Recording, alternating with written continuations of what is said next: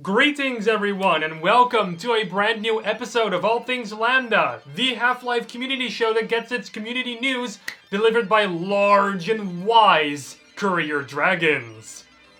Okay, not really. Oh, but that would have been really cool though. Alright, enough with the weirdness and let's get into the Half-Life community news, shall we? LambdaGeneration.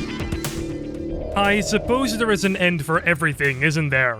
Well, there certainly is an end for Black Mesa's development, and that end has come now because they have just announced and released their final feature update for Black Mesa called the Definitive Edition. This update was in beta for about 2 weeks already. This update completely redesigns the second on-a-rail map and the first map from Power Up. They also massively polished the rest of the Earthbound levels and gave everything a brand new lighting pass to add more of those really nice and juicy dynamic lights. Now, saying that this is the final update is not quite right, as they still have a couple things to fix, like female scientists not healing the player, Bloom being blown out on multiplayer maps, and they still have to add controller support to the main menu, and they also still have to add player model selection for the multiplayer mode, so plenty of stuff still to do. But this will be the final feature update, meaning that no new content or major updates will be added to the game. This pretty much finally brands Black Mesa as completed. I just get a really fuzzy feeling saying that for some reason.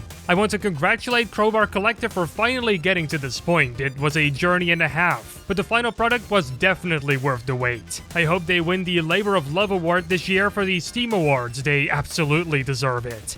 If you want to see a more extensive changelog to really get acquainted with all the changes in this update, then feel free to check the link in the description below. It's quite a lot to cover here. Now go and play Black Mesa. Go on, play it. Okay, no, wait. Watch the rest of this video first, and then go play it.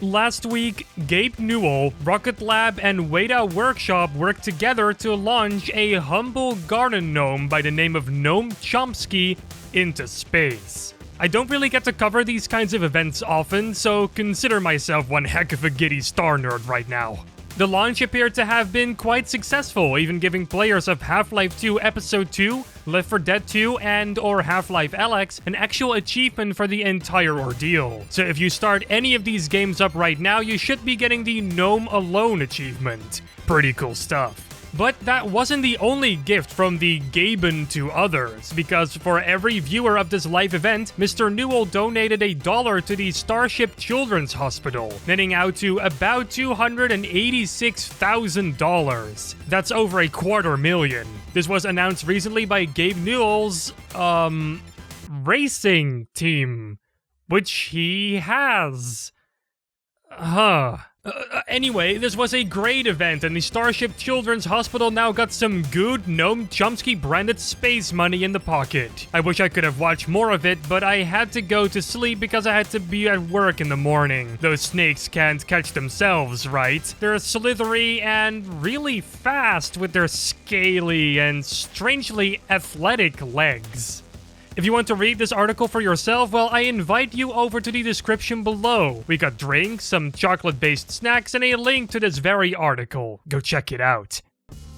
What's the key to have a successful podcast? Well, you need to have something that makes you return to it for the next episode, and for Valve fans, the Vogue podcast stays very interesting, because they seemingly are trying to interview anyone from the Valve Games voice cast that they can get their hands on. When we first covered them, they just uploaded their first episode, which featured Ellen McLean, the voice of GLaDOS. Next, they did Gary Swartz, the voice of the Heavy in Team Fortress 2, and now they have moved on to interviewing Harry S. Robbins, the very person who voiced all the scientists in Half-Life 1, and the guy who played Dr. Isaac Kleiner in Half-Life 2. Seriously, how do they get these people? Just listening to this podcast makes me smile because he sounds just like Kleiner when he just talks, and it's amazing. He even says the "why do we all have to wear these ridiculous ties" line somewhere in there, and he answers a whole bunch of interesting questions like what he's up to nowadays, and they even talk about Gnome Chompski being sent into space. Everyone's talking about him now. I, of course, recommend you to go ahead and watch or listen to the podcast yourself. It's linked down below. Man, I want Harry S. Robbins doing a full episode of All Things Lambda. That would be awesome. But how would you get someone like that to do such a thing? Maybe I should just ask him?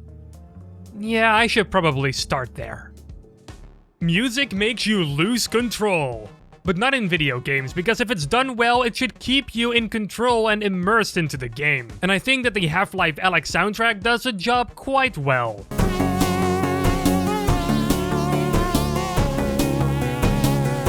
And hey, Chapter 5 of the Half-Life Alyx soundtrack, dubbed The Northern Star, released last Saturday on all of your favorite music streaming platforms. And Steam.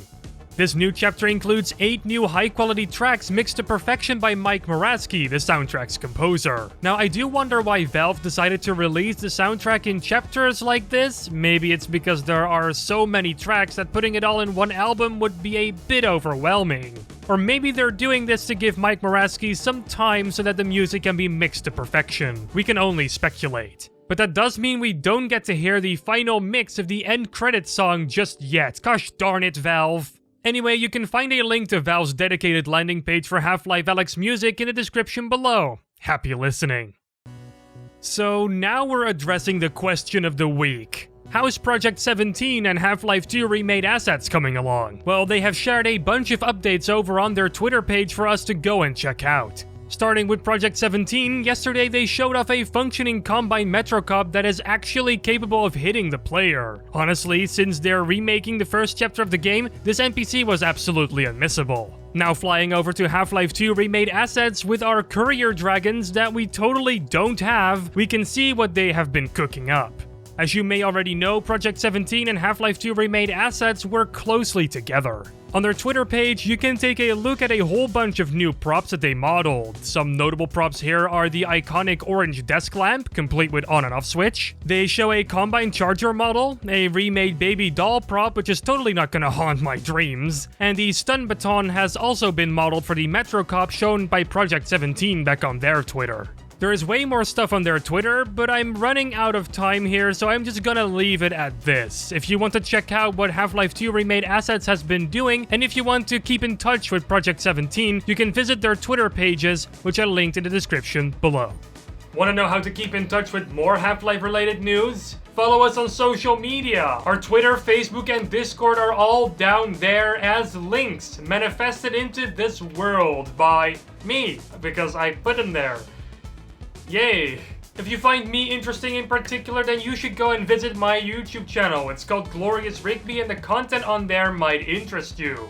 But considering that we're 119 episodes into this show, you might have already known this by now. Except if you're new to the show, in which case, welcome! And goodbye, because this is the end of the episode. But don't be too sad though, because we'll be back next week with a brand new episode.